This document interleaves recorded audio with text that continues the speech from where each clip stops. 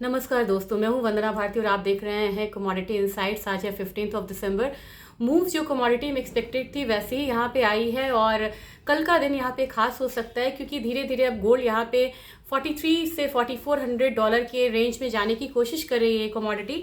जबकि आज ज़बरदस्त हम लोगों ने एक अपसाइड आता हुआ देखा है सिल्वर में, जो 1.5% का अपसाइड मॉर्निंग में था वो अब यहाँ पे 2.5% का होता हुआ दिख रहा है।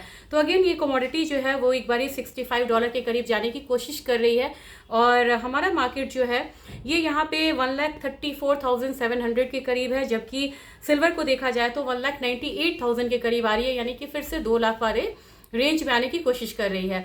कल का दिन काफ़ी अहम रहेगा क्योंकि नॉन फार्म पेरोल आना है, अनएम्प्लॉयमेंट रेट का भी इस बार है और फिर आपको जो थर्सडे का दिन है इस दिन सीपीआई है। नॉन फार्म पेरोल और अनएम्प्लॉयमेंट रेट इस बार नवंबर मंथ का आना है जो कि शटडाउन से प्रभावित था और ये डेटा फ्राइडे आता है, डिलेड है।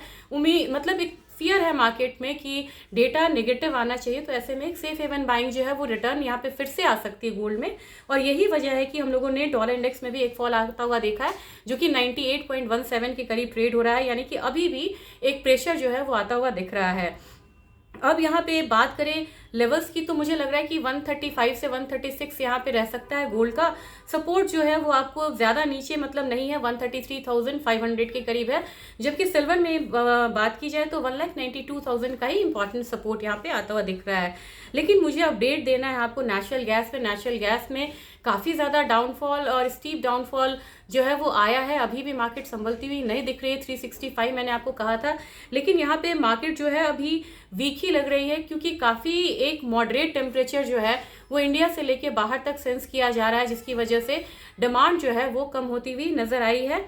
और यूएस ऑयल में भी यहाँ पे हम लोगों ने 1% का गिरावट आता हुआ देखा है। हमारा बाजार 5170 का जो मैं एक रेंज बोलती हूँ वहीं पे करीब है, इसके नीचे मार्केट जो है वो वीक हो सकती है और भी ज़्यादा। तो देखना है कि 5170 होल्ड करता है या नहीं। लेकिन अगर बेस मेटल की बात की जाए तो बेस मेटल में सब में एक गिरावट आया और क्रूड में गिरावट की एक ये भी वजह थी कि जो फैक्ट्री ऑर्डर्स था चाइना का 15 मंथ लो पे आया। Retail sales data post COVID हमने सबसे खराब रिटेल सेल्स डेटा आता हुआ देखा है। तो चाइना की इकोनॉमी में कहीं भी ग्रीन सिग्नल्स नहीं आ रहे हैं, इसका भी इम्पैक्ट आया है बेस मेटल, नेचुरल गैस और क्रूड ऑयल पे। और एक सेफ हेवन बाइंग आपको गोल्ड सिल्वर में आई है, लेकिन एक काउंटर ऐसा था जिसने रिएक्ट नहीं करा है चाइना के पुअर डेटा पे, वो है कॉपर। इसके पीछे एक टेक्निकल रीज़न था, 1113 के करीब ये यहाँ पे ट्रेड हो रहा है और आज के दिन भी जो अपसाइड है करीब 17 रुपये का है।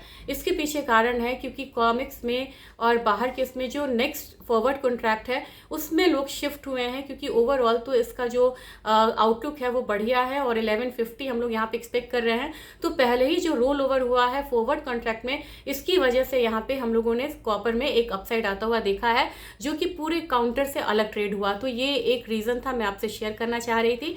कल के दिन मिलते हैं और कल के दिन डेटा ड्रिवन रहेगा, तो सुबह से लेके रात तक जो मूवमेंट है वो स्ट्रांग होनी चाहिए। तो आपको इसकी तैयारी करके रखनी होगी और पोजीशन फॉरवर्ड ना करें, ये बेहतर रहेगा। Thank you.